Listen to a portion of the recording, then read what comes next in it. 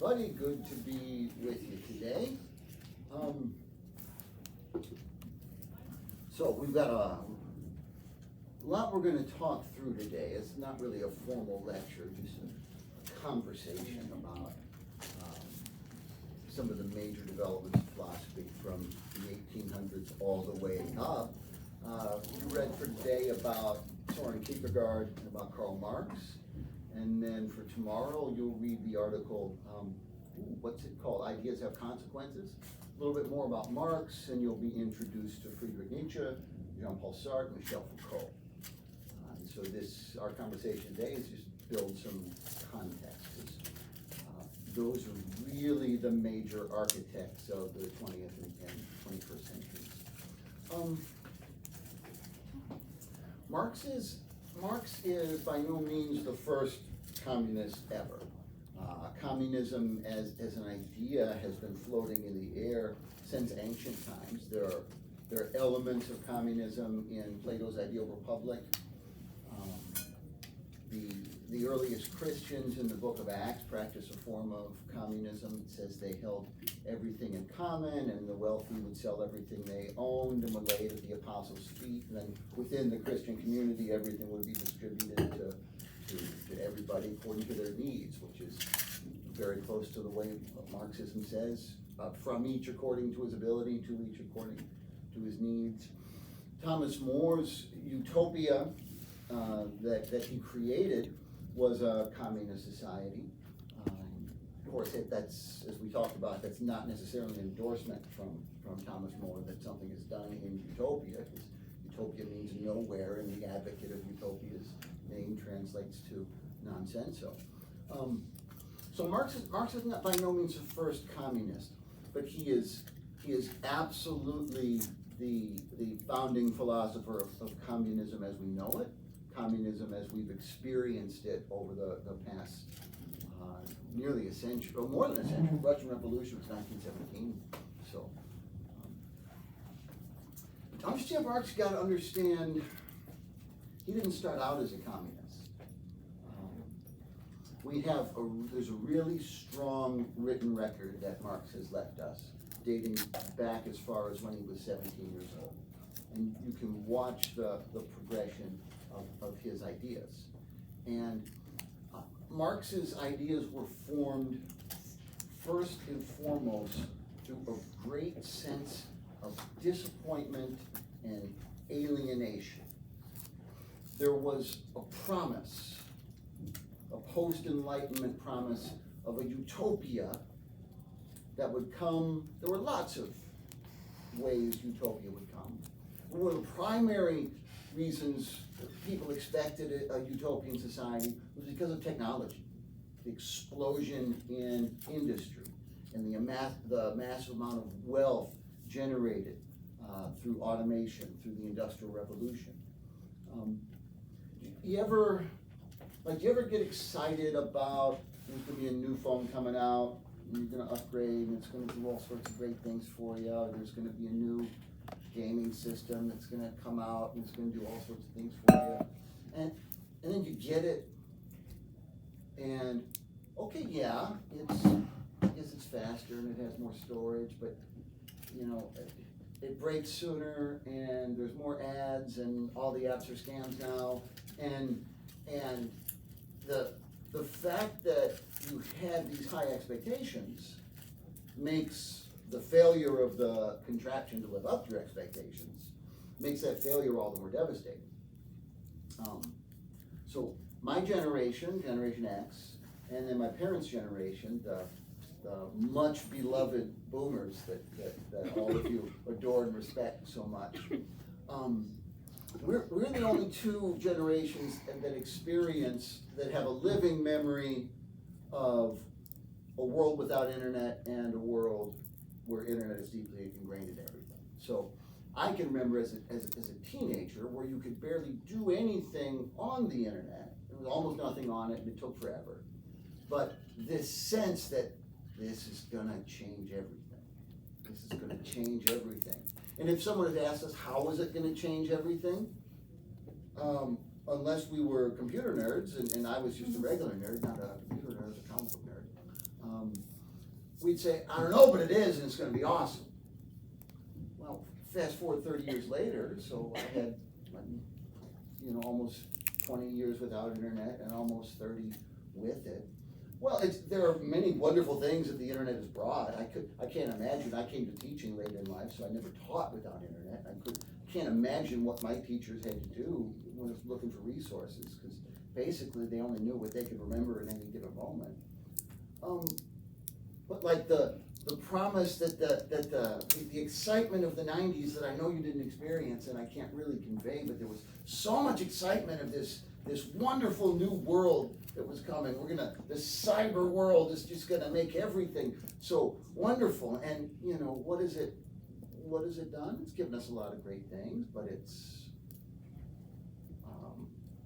with social media, it's psychologically traumatized an entire generation. It's put every pervert in the world in close contact with almost every child in the world.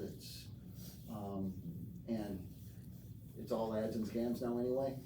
So I've got that sense of disappointment. The disappointment comes from a promise of a utopia, and the utopian empire declines and falls. And it turns into the opposite of utopia, which is dystopia.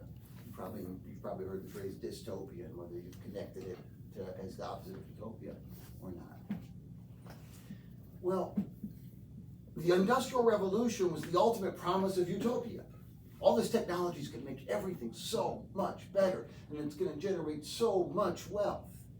And then in your world history or American history courses, have you studied what the Industrial Revolution actually looked like on the ground? What life was actually like in the factories? I'm getting a lot of heads nodding. Or if you've read any Charles Dickens, yeah, it generated a ton of wealth for about 50 people. And some of that wealth trickled down to increase social services and stuff for people. But life for the working man in the factory, or the working woman, or the working child in the Industrial Revolution was an absolute hellscape. You might work 18 hours a day, 7 days a week, in unsafe conditions, breathing in the smoke and getting your hand mangled by the contraption. Or you might be 6 years old and doing that. Of course, the leaders in the Industrial Revolution were free countries. Great Britain, United States, and then to a lesser extent Germany, and then eventually the Western Europe always took the lead. They're free countries, right? So you're not a slave and you're not a serf when you work in these factories. So if you don't like it, you can quit anytime you want. You just walk out. I don't want to do this anymore. No, nobody's going to arrest you. Nobody's going to put chains on you, and then you're going to starve to death. I need the day off for my mother's funeral. Too bad. Too bad. I got 50 people lined up for your job. And so the experience, the promise of technology and the promise of capitalism, the lived experience of those things were devastatingly dystopian. And it's not going to be any secret by the time I'm done talking about Marx that I don't like Marx. That's not going to be any secret, right? But so let me open with this. Let me open with giving Marxism credit where it's due. Every single movement of the last 150 years that has increased the rights of people, the movement to abolish slavery, the movement for better conditions in the workplace, unionization, the 40-hour work week, banning child labor, civil rights movement, gay rights movement. In all of those movements, Marxists were intimately involved in every one of those movements. And that is not a black mark against those movements. That's a genuine credit to Marxists and Marxism. Nevertheless, no ideology in the history of the world has ever killed more people than Marxism.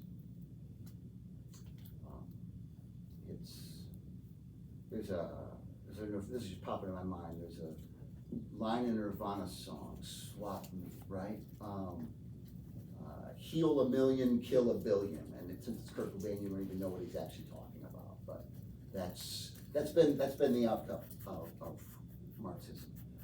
Has given the world, the shadow sides and bright sides, everything, has given the world real positive change that we could not do without. I would not want to live in a world without all of the positive changes that Marxists helped to make. Nevertheless, we almost didn't have a world to live in because of all the negatives that Marxism has brought to the world. Why? Because before Marx got involved in communism, he had already set his sights on rupture for the sake of rupture. He was disappointed, he was alienated.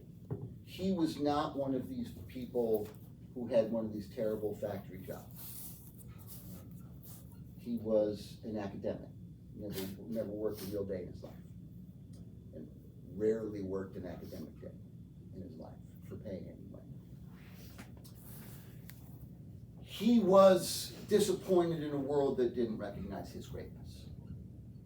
He was disappointed in a world where there were people with fantastic prestige, fantastic wealth, fantastic privilege, and Karl Marx didn't get to be one of those people.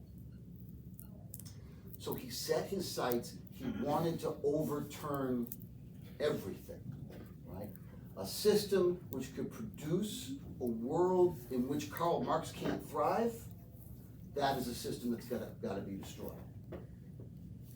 And then, becoming committed to that goal, he set out to build a philosophy to justify it. And the philosophy he built is a product of years of work, years of research, and a brilliance rarely matched in the history of mankind.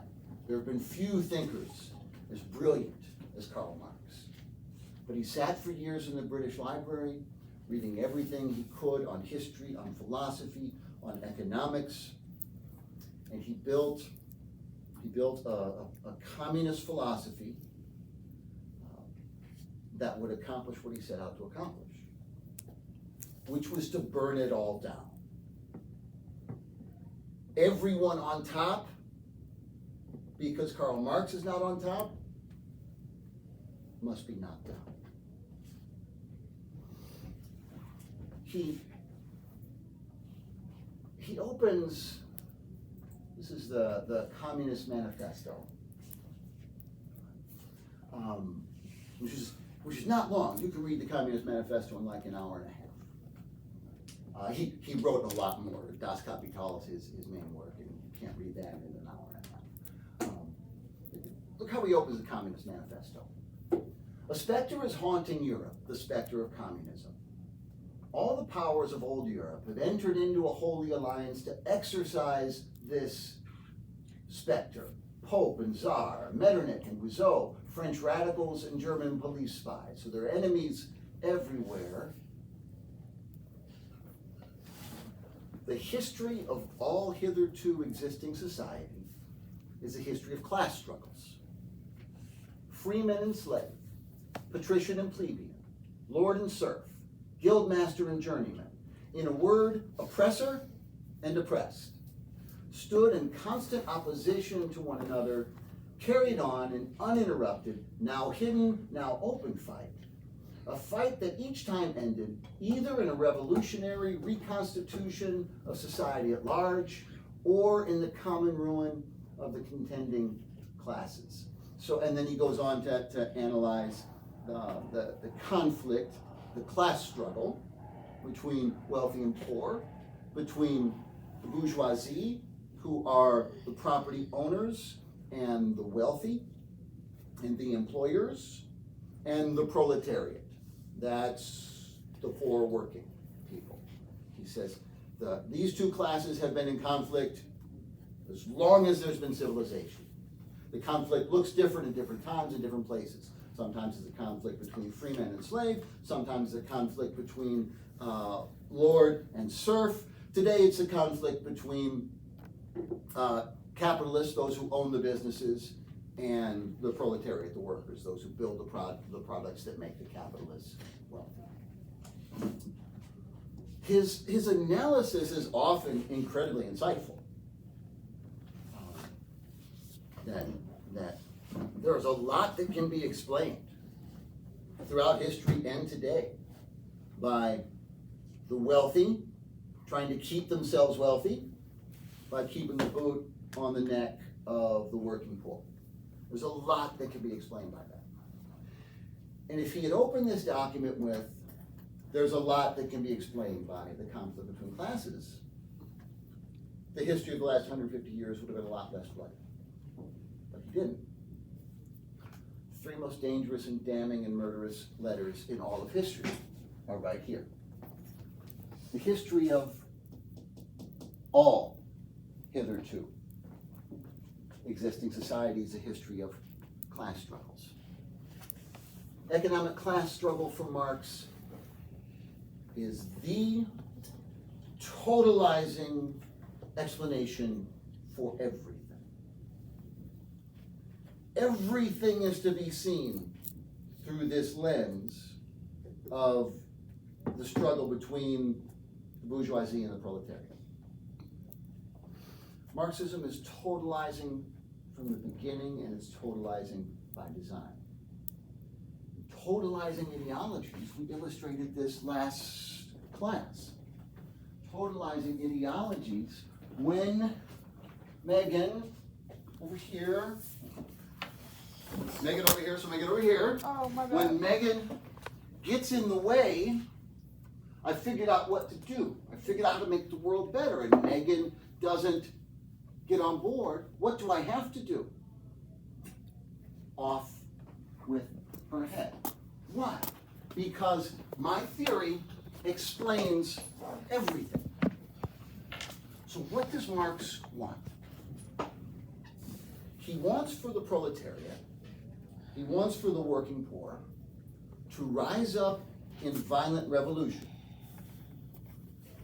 to displace the bourgeoisie, to displace the wealthy, to seize the means of production for themselves, and to redistribute all wealth equally among everybody. Revolution is the goal. Revolution is what Marxism is all about. He says not to be afraid of terror. He says not to show compassion.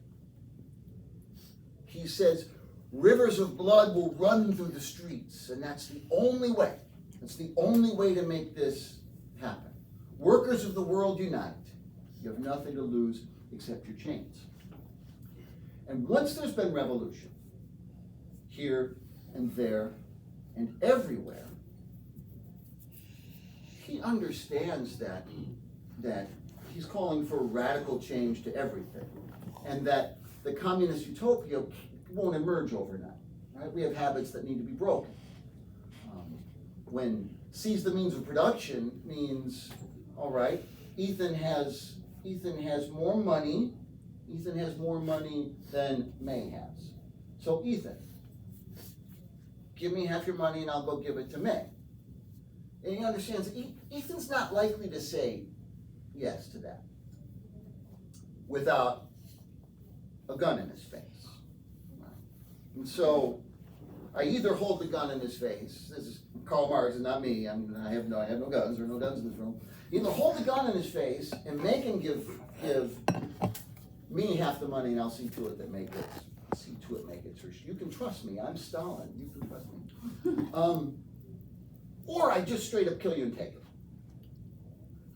And that there needs to be a lot of kill you and take it before we get to our utopian paradise.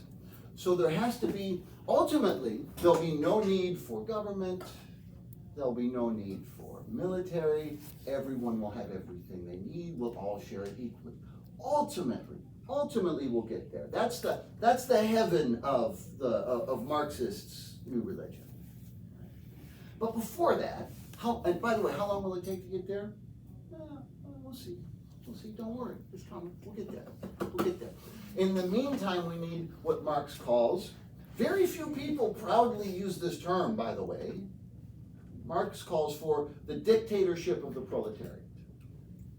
Before we can get rid of the state, there must be this temporary, indefinite, but temporary state of affairs where the old regime, they've all been killed, but we, the proletarians, will form a new state, and that state's going to have even more power. That state's going to have even more power for a while, because we're radically reshaping all of history. Because everything up till now has been bad. Because our civilization is rotten to the core, and we have to remake it from the beginning. So there will be a dictatorship of the proletariat, and we're going to have to tell some people who have some different ideas that they don't get to have those ideas. And we're going to have to tell people who like things like going to church or going to mosque or going to synagogue that they don't get to do that anymore. And we're going to have to kill a lot of them if they want to still do that, because religion's the opium of the people. Don't you know? Haven't you heard? And on the other side of this dictatorship, whenever the dictators have decided that everything is distributed, there's no more greed, none of the bad parts of human nature exist in people anymore, we're ready for our communist paradise, then the dictators will all just say, okay, we're done, and they'll dissolve themselves. It's like, have you seen Star Wars Episode 3 when Palpatine seizes power? This power, I can't quote it directly anymore, but this when he becomes emperor, this power you give me, I will gladly lay down. I love democracy. Well, this is how democracy dies, with thunderous applause. Marx never lives to see his ideas actually taken up. He has hopes. If you studied about the revolutions of 1848, he has hopes that some of that will turn into real communist revolution and real communist terror. He hopes for terror. I'm not making that up. He speaks openly about it. He speaks proudly about it. But 1848 kind of fizzles out. So it's not until after his lifetime that you have the first real Marxist revolution, and that's the Russian Revolution of 1917 and the Soviet Union. If you study enough history, for me, I still remember it. I grew up at the tail end of the Cold War. Maybe we've talked about that. Did I do the thing where I climb under my desk and show you we used to do nuclear war drills and stuff? We didn't have active shooter drills, we have nuclear war drills. The dangest thing about Marxism is that every time it's tried, it ends up the same way.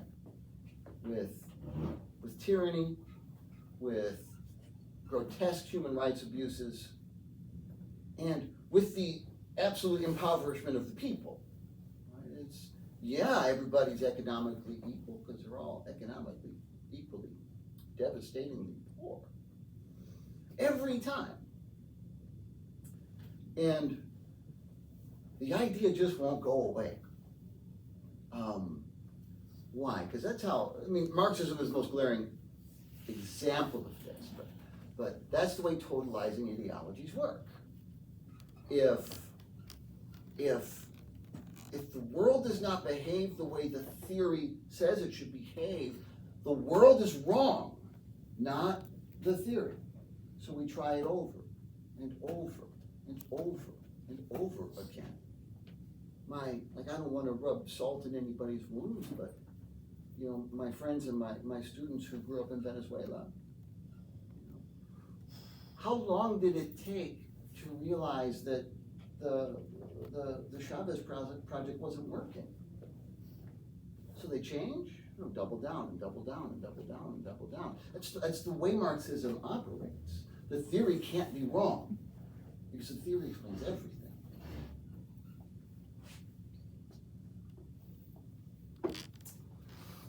There's a very different from Marx, another thinker who wants to introduce a very different kind of rupture. We can't have nice things. We can never, nobody will listen to, I really should have Aristotle with me, right? Aristotle talks about I've got Julius Caesar and Merlin for today's lecture for some reason. So Aristotle talks about the golden mean, about the truth most likely being found in the middle between two extremes. But nobody wants to listen to Aristotle. Shut up, Aristotle. So you have a very, very different approach than Marx in Friedrich Nietzsche. Friedrich Nietzsche is a nihilist. He's one of the first. Soren Kierkegaard is probably the first big existentialist, though he's a Christian. Nietzsche is really an incredibly creative figure, a unique figure. His writings are at times like thrilling and delightful, but his vision is this. He says, he takes as his assumption at the beginning, first of all right, obviously there's no such thing as God. I don't even have to take the time to demonstrate that. We'll just take that as the operating principle. There's no such thing as God. God is dead and we have killed him, Nietzsche says. And there's no such thing as objective goodness. Beyond good and evil is one of his major works. Good and evil, those are just categories we created. It's nonsense. It's magical thinking. None of that's real. And if there's no goodness, if there's no truth, if there's no beauty, if there's no God, if there's no meaning, then the result is that reality is absurd. And if reality is absurd, then what we really need to do, like if there's no meaning to it anyway, what we really need to do is make it mean what we want it to mean. What's left? What's real? What can we rely on? The will. It may be a ridiculous joke told by nothing to no one that I exist, but I do somehow. So what am I going to do with my existence? If I'm strong, I will exert my will on the world. I will not be shackled by the traditions that tell me what I should and should not do. He despises Judaism and Christianity. He very much emphasizes the Christianity's roots in Judaism, the ultimate sort of like Israelite identity of Christianity. I emphasize that too in my lectures, but he uses that as like the ultimate indictment of Judaism, because Christianity has poisoned us. All this talk about loving your neighbor, caring for the weak, and having to dampen down your impulses and judge yourself and worry about the poor and the oppressed. That's what Nietzsche calls a slave mentality or a slave morality. We need to break free of that, he says. Now most people can't do it because 20 centuries of slave morality has made most of us slaves, made most of us far too weak. We're just going to do what we're told and waste our lives. But some of us will be able to rise above the sewage that ordinary men have become, and we can become, his term is Übermenschen, supermen. He's the one who coined the term Superman. You become a Superman by exerting your will to power and by not allowing anyone or anything to stand in the way of your claiming power in your sphere. If that sphere is business, you see how this is in many ways the polar opposite of Karl Marx. Nietzsche doesn't care about the proletariat, right? He doesn't care about the poor oppressed workers. Nietzsche's on the side of the owners for sure. Like, yeah, put those kids in the factory. I don't care. Do what you got to do. If you're in business, make as much money as possible. That's your power. Seize your will to power. If you're in politics, if you work your way into be the leader of a nation, right, then build an empire. And ultimately, Nietzsche's, if you're cringing about the morality of Nietzsche, that makes me happy to see that. But he's not a psychopath. Right? It's sort of an example of what we'll later define in class as ethical egoism. Ultimately, he thinks everyone will be better off.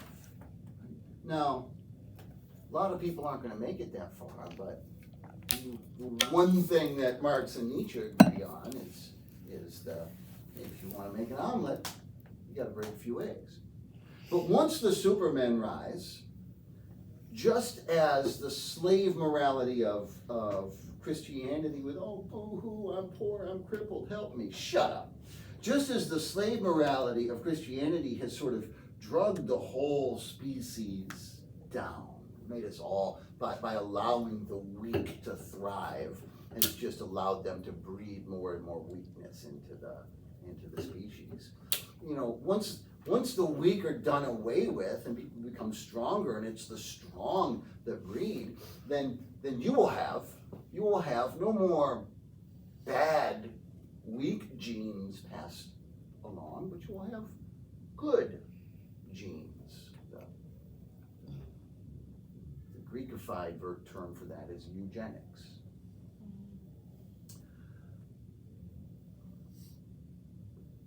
Those two worldviews came to clash in the Second World War.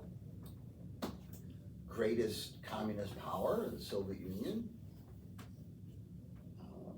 was at war with, by great I just mean the amount of power they had, the greatest Nietzschean power, because if you take Nietzsche, put Nietzsche in a blender with German Romanticism, blend it all up, that's Nazism.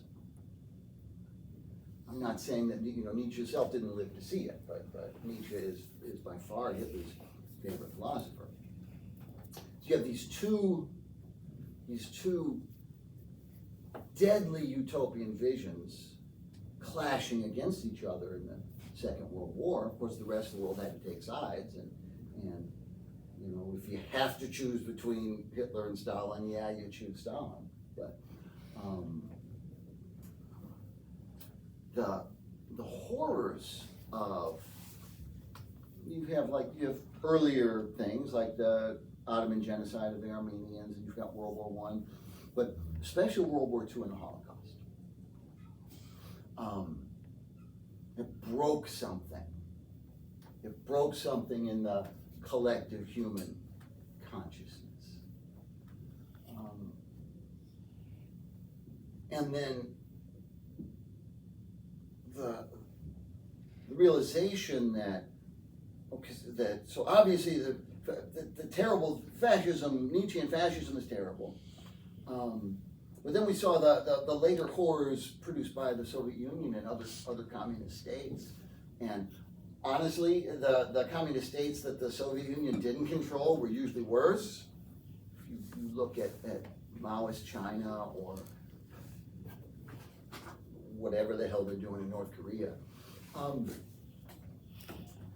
we had the dystopia experience that all of these utopias are failing, but the old ways of doing things, the old belief structures, the old faith systems, the old moralities, they also, to many people, are also, proven to be impotent by Auschwitz. You know, where is the all good God in Auschwitz? I'm not posing the question as Mr. Childers, but and you can see if you're there how that's a question. That's a question that's going to be on your mind. Like, how is this happening? And so as the Western civilization, came out of the experience of World War II, Holocaust, Cold War, and potential nuclear annihilation. We came out of there broken. Not only no longer having faith in God the way people had before, and to the extent that people did before, but also no longer having faith in technology and in modernity, because technology brought us, my goodness, you couldn't have the concentration camp system. The concentration camp system was just the capitalist factory system repurposed for the product was slaughter. And technology gave us the atom bomb, which we still have enough nuclear weapons to kill every man, woman, and child on Earth over and over and over and over again. We'll run out of weapons way before we run out of bombs. And I don't even know, because I'm not a nuclear physicist, if anybody's thought to ask, hey, what happens to a nuclear weapon when it's 500 years old? We're going to find out what happens when it's 100 years old pretty quick. What happens is those mechanisms start to rust, because they're all just sitting there. So we came out of this with a notion that the modern world has failed in the same way that many thought the ancient world failed and the medieval world failed. That we've entered, basically the modern world committed suicide in Hiroshima. And we've entered a postmodern era. And the first major wave of postmodernism were what we call existentialists, like Jean-Paul Sartre and Michel Foucault, who you're going to read about, who they sort of shave off the brutal, more violent, more hateful aspects of Nietzsche. But they agree, they start with the starting point that yes, there is no meaning, life is absurd, there is no God, of course there's no meaning, of course there's no God. Have you not read about Auschwitz? Of course there's no meaning, of course there's no God. So all that's left is us. We shouldn't exist. There's no reason for us to exist. It's absurd that we exist.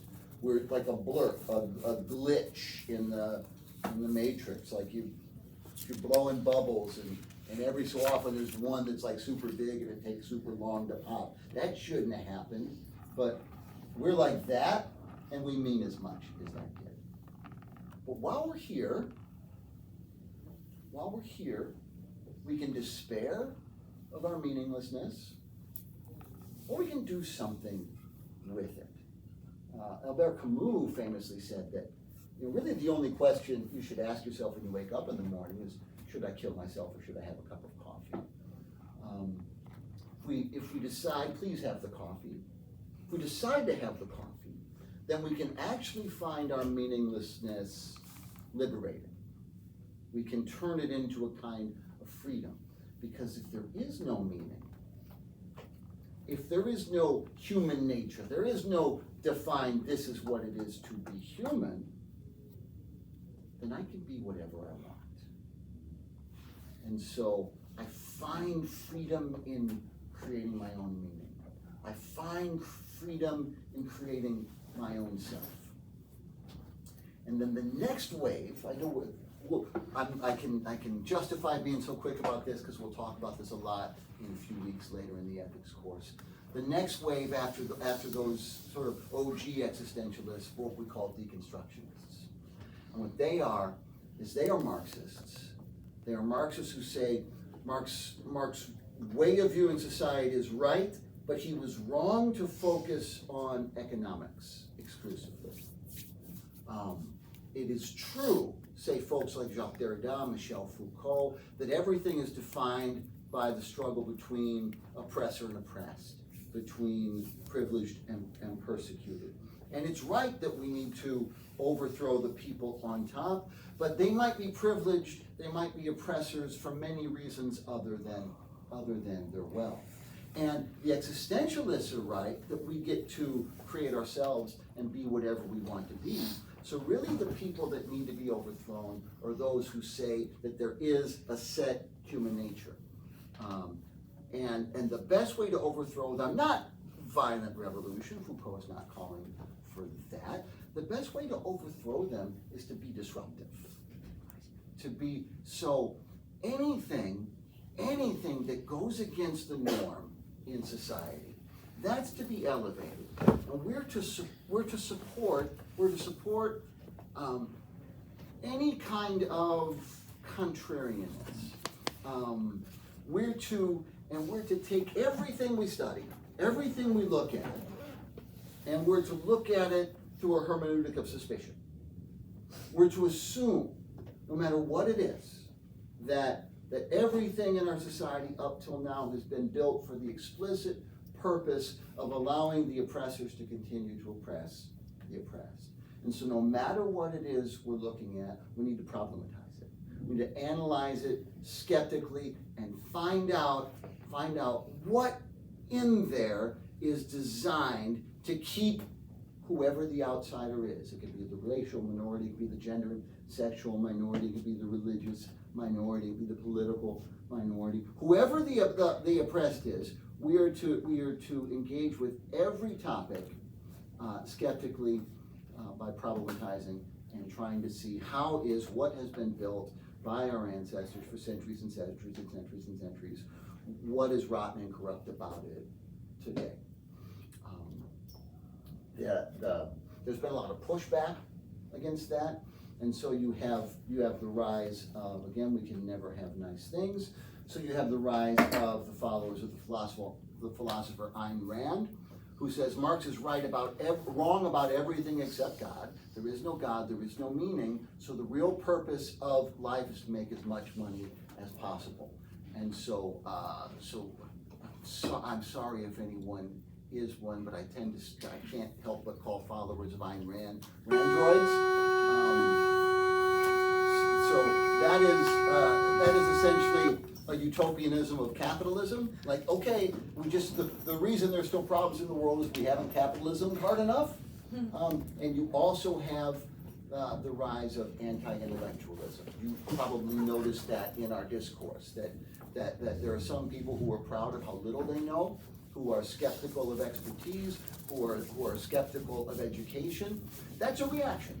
It's a reaction to the very real fact that most academic thought leaders, I don't mean like principals in a school, but most academic thought leaders in education and sociology and psychology and the humanities are Marxists. It's an overreaction to that. And so it's a reaction that says, instead of having non-Marxists, step up and get more involved in the intellectual life, let's instead just not trust them folks with all their fancy book learning. And that's where we are today. Tomorrow we'll have a quiz on today's reading and tomorrow's reading combined. That's all I need from you, and there is no more time.